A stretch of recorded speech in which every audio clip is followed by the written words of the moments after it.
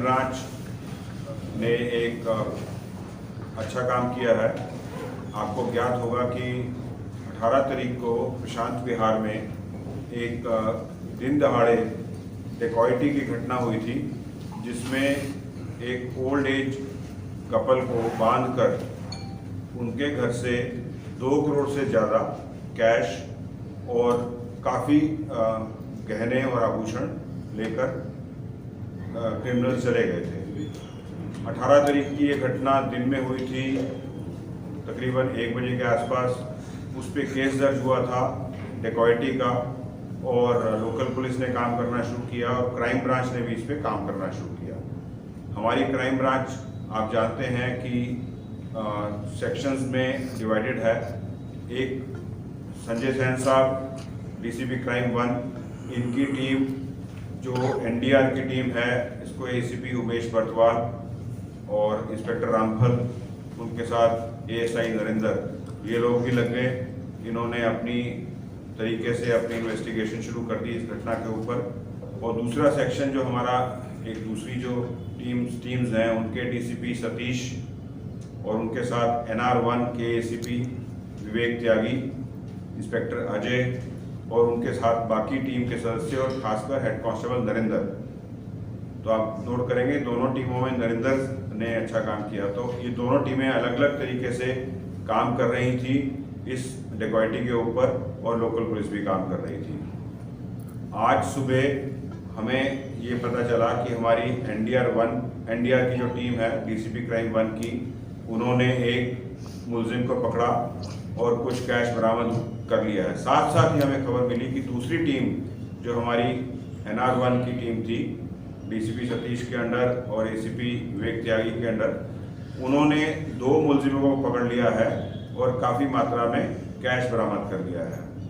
तो उसके बाद हमने दोनों टीम्स को, दोनों डीसीपीज की टीम को कंबाइन कर दिया, और कंबाइन करके कोऑर्डिनेट करके इस वारदात में हमने बड़ी कामयाबी हासिल की है। 3 मुलजिम गिरफ्तार कर लिए हैं, 1 करोड़ 10 लाख से ऊपर कैश बरामद कर लिया है, और आगे की छानबीन जारी है, इन्वेस्टिगेशन जारी है। वाकया ये है कि 18 तारीख को हम जानते हैं कि एक रिटायर्ड सरकारी अफसर जो प्रशांत विहार में रहते हैं फर्स्ट फ्लोर पर, उनके घर पे कोई एक आदमी, एक शख्स आता है जो नॉक करता है, दरवाज़ा गेट खुलवाता है लोहे का, और एक कोरियर बॉय का बहाना बनाकर जो खाली लिफाफा उनके हाथ में पकड़ाकर धक्का देकर अंदर घुसकर 5 लोग उनको कैप्टिव बनाते हैं, हस्बैंड वाइफ और उनका एक छोटा बेटा जो पड़ोस में ही रहता है। वो किसी कारण से वहीं उनके घर आया हुआ था, 2nd फ्लोर पे रह रहा था, हर्ष नाम है उसका। इन तीनों को बंधक बनाकर उनके घर से ये 5 व्यक्ति कैश और ज्वेलरी लूट कर ले जाते हैं। और बाद में पता चलता है कि जो कैश गया उसकी मात्रा बहुत ही ज़्यादा थी, और जो आभूषण थे उसकी भी वैल्यू काफ़ी थी। सुबह ही आज हमारी लोकल पुलिस से जब बात हुई तो उन्होंने भी 2 लोगों को गिरफ्तार किया है। उसमें एक का नाम गौरव है और दूसरे का नाम दीप्ति है। गौरव क्वात्रा जो लोकल पुलिस ने गिरफ्तार किया है, वो इन्फॉर्मर था और वो बाहर रुका हुआ था। बाकी 5 लोग इस वारदात को अंजाम देने के लिए अंदर घुसे थे। जो घटना करने अंदर घुसे थे उनमें सबसे उनका बड़ा लीडर आशीष, उसके साथ कमल, पवन, कृष्ण और एक और साथी उनके साथ में था जो अंदर, ये लोग जाकर, दीप्ति, ये 5 ने अंदर जाकर इस घटना को अंजाम दिया था। तो बाहर गौरव को उन्होंने गिरफ्तार कर लिया है, दीप्ति को भी उन्होंने गिरफ्तार कर दिया है लोकल पुलिस ने, और उन्होंने कुछ कैश बरामद किया है। आशीष, कमल और पवन, इन तीनों को हम लोगों ने गिरफ्तार किया, क्राइम ब्रांच ने, और कैश बरामद कर लिया है।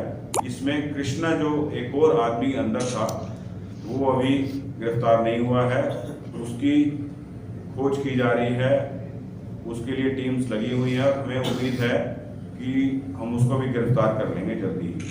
तो टोटल 6 क्रिमिनल्स इसमें इन्वॉल्व थे, 5 पकड़े जा चुके, 2 लोकल पुलिस द्वारा, 3 क्राइम ब्रांच द्वारा। Total cash recovery 1 crore 10 lakh से ऊपर क्राइम ब्रांच कर चुकी। और जैसा प्राप्त हुआ है कि आज सुबह प्रेस रिलीज लोकल पुलिस द्वारा जो इशू हुई है कि 14 लाख कुछ अमाउंट उन्होंने भी रिकवर कर लिया है। तो इसमें अब आगे कोऑर्डिनेटेड एफर्ट किया जाएगा, कंबाइंड एफर्ट किया जाएगा, क्रॉस क्वेश्चनिंग की जाएगी, फर्दर इन्वेस्टिगेशन की जाएगी और आगे की जो बाकी रिकवरी है उसके लिए और ज्वेलरी की रिकवरी के लिए काम किया जाएगा। तो इस तरह से एक जॉइंट एफर्ट में क्राइम ब्रांच की दोनों डीसीपीज के अंडर, डीसीपी संजय सैन और डीसीपी सतीश के अंडर एनडीआर की टीम और एनआर की टीम, एनआर1 की टीम, एसीपी उमेश बर्तवाल और ACP Vivek Tyagi, inspector Ramphal, inspector Ajay Sharma, ASI Narendra, head constable Narendra और बाकी अन्य साथी, सभी का शायद मैं नाम ना ले पाऊँ, अच्छा काम करके इस डिकॉइटी को वर्कआउट कर लिया है, बड़ी मात्रा में रिकवरी कर ली है और आगे की इन्वेस्टिगेशन जारी है। सर, इन्हें कैसे पता चला कि इसका कोई टारगेट करना है, इसमें पैसा है जो भी है? ये आपने अच्छा क्वेश्चन किया। तो ये जो छोटा बेटा है इनका हर्ष वर्मा का बिजनेस है सिक्योरिटी का और दूसरे जो अप्लायंसेस होते हैं या उन अप्लायंसेस की नेटवर्किंग का, उस बिजनेस में ये जो गौरव क्वात्रा है पहले काम कर चुका है और इसको शायद 1 या 1.5 साल पहले निकाल दिया गया था। वो इनके साथ, इनके एम्प्लॉयज़ के साथ टच में था और उसके पास इंफॉर्मेशन थी कि घर पे कैश आया है इनके।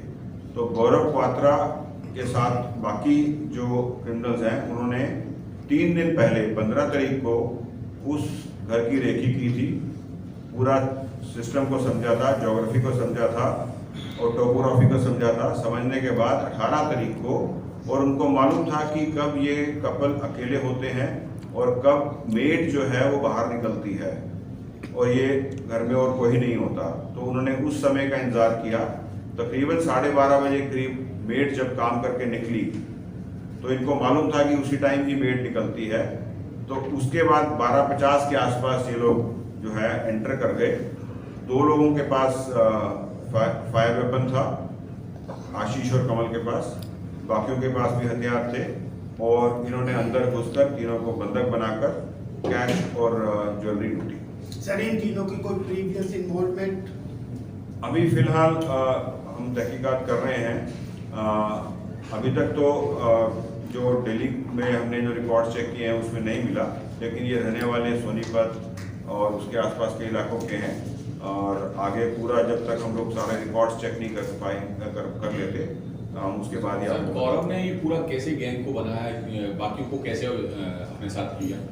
गौरव ये जानता था, गौरव थोड़ा डेस्परेट था, गौरव को कंपनी से निकाला गया था, गौरव के पास इंफॉर्मेशन थी और गौरव के पास इन लोगों का एसोसिएशन था और गौरव आशीष कमल को जानता था। टेंडेंसी बड़ा काम करने की, बड़ा पैसा कमाने की या अच्छी जीवन व्यतीत करने की इनमें सब में लालसा थी। तो आपस में ये जानकार थे और वेल नोन थे। बाकी जो बारीकियां हैं कि किस तरह से ये पूरी की पूरी चेन बनी और कृष्णा जो फरार है, भागा हुआ है, वो कहीं और का दूर दराज के इलाके का रहने वाला है, वो तो इस बेल्ट में भी नहीं रहता। तो कैसे वो कनेक्शन में आया और किस तरह से इन लोगों ने वारदात को प्लान किया एग्जैक्टली, जब तक बाकी दोनों से भी बात नहीं हो जाती और हम लोग क्रॉस वेरिफिकेशन नहीं कर लेते, तब उसके बाद ही हम बता पाएंगे कि किस तरह से इनका वो बना। गौरव को जो इन्फॉर्मेशन देने वाला था उसकी भूमिका क्या है? देखिए, कई बार इन्फॉर्मेशन आउट ऑफ नाइविटी और बेनेवोलेंट तरीके से भी आ जाती है, लेकिन कोई हम सब जानते हैं कि जब कंपनी में कोई काम करता है तो बगैर किसी इंटेंशन के भी इंफॉर्मेशन मिल जाती है और दोस्ती में या जानकारी में या फ्रेंडशिप में भी आदमी को खबर मिल जाती है। और उस तरीके से गौरव के पास ये खबर आ गई थी कि इनके पास काफ़ी मात्रा में बिजनेस का कोई कैश अवेलेबल है जिसको ये लूट सकते हैं। इतनी बड़ी मात्रा में कैश का ट्रांजेक्शन घर में जो है, तो क्या इसको देंगे टेक्निकल टैक्स को बताया क्या? ये लोकल पुलिस पे निर्भर करेगा या उन्होंने आगे की कार्रवाई की होगी। जो सोर्स ऑफ इनकम है वो आज भी मेरी बात भी हुई, वो आगे लोकल पुलिस इस पर बात कर रही है और जो भी कानूनी कार्रवाई इस पर होगी, जो भी इसमें रूल्स और रेगुलेशन या सोर्स ऑफ इनकम जानने की होगी वो लोकल पुलिस करेगी। सर इनसे क्या हथियार बरामद किए गए हैं और हथियार किन्होंने मुहैया कराए थे, क्या उनकी भी जांच की जाए? अभी हम लोग जैसा आप जानते हैं कि हमारी भी टीमें अभी पहुंची हैं। ये कार्रवाई हमारी आज कल रात से ही रेड चल रही हैं। 2 लोग ये दिल्ली से बाहर चले गए थे, काफ़ी दूर चले गए थे, जो सतीश की टीम ने पकड़े हैं। ये जब दिल्ली में एंटर कर रहे थे तब हम लोगों ने इनको पकड़ा और 70 लाख के करीब कैश बरामद किया।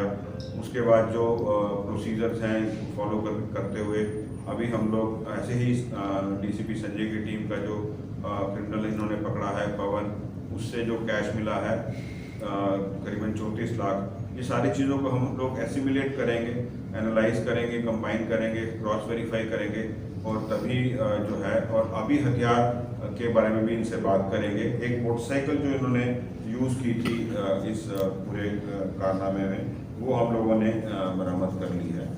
तो जब कोऑर्डिनेटेड एफर्ट हो जाएगा कुछ लोकल पुलिस के साथ भी, हम आगे की बात आपको बता पाएंगे।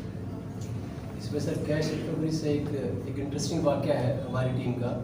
ये जब इनको हम चेज़ कर रहे थे शुरुआत में, तो जब ये कांटा घाट से वापस आए हैं मामा ढाबा पे मुरथल में, तो सीसीटीवी फुटेज को जब टीम एनालाइज कर रही थी तो उसमें इनको दिखा कि जो कमल है वो किसी थर्ड पर्सन के साथ बात कर रहा है। उसको और ध्यान से एनालाइज किया गया तो देखा गया कि वो कुछ उसको कागज़ पे लिख के पकड़ा रहा है। तो जब उससे उस बारे में फर्दर पूछताछ करेगी तो कागज़ पे वो लिख के दे रहा था अपनी बहन का एड्रेस, जहाँ पे कि उसने कैश छुपा रखा था। तो इस लीड के चलते हमने वहाँ से 70 लाख रुपए रिकवर किए। तो ये मिस होने वाली चीज़ थी, लेकिन बड़ा डिलीजेंटली परसू कर रही थी टीम, तो इसलिए ये इतनी बड़ी रिकवरी वहाँ पॉसिबल हो पाई। तो पुलिस क्या दोस्त उसकी बहन को भी इस बारे में निर्देश बनाया कि मतलब आपने सोचा कि मैं उसकी बहन ने रखा है चोरी का माल, तो आपने उसे भी अरेस्ट किया? वो बाद में ड्यूरिंग इन्वेस्टिगेशन देखेंगे। अभी तो रिकवरी हुई है हमारी 76 लाख की वहाँ से, है ना, उसके बताने। कहाँ है वो? कहाँ से की है रिकवरी है? सर ये इनकी तीनों उसकी बहन गिरफ्तारी कहाँ से हुई है? मैं आपको बता देता हूँ सतीश, लेट मी। ये जैसे मैंने बताया कि जो NR1 की टीम थी, ये लोग बाहर चले गए थे और उसके बाद जब ये वापस आ रहे थे दिल्ली की तरफ, तब हमने इनको पकड़ा है और एग्जैक्ट डिटेल्स हम आपको बाद में शेयर करेंगे। और उसके जब एंटर कर रहे थे दिल्ली के बॉर्डर के पास, तो इन दोनों के निशानदेही कहिए या कब्जे में से कहिए 70 लाख के करीब बरामद हुए हैं। और जो पवन को पकड़ा है हमने रिंग रोड हायत के पास से पकड़ा है, और वो भी उसकी डिटेल्स भी हम आपको शेयर करेंगे। बट हायत के पास जो रिंग रोड की एरिया है, उस वहाँ से पवन को पकड़ा है और बाकी दोनों क्रिमिनल्स को हमने दिल्ली में एंटर करते हुए किधर के बॉर्डर से? सिंगू बॉर्डर की तरफ से ये आ रहे थे। तो जैसे बताया सतीश ने, मुश्किल से आगे वहीं से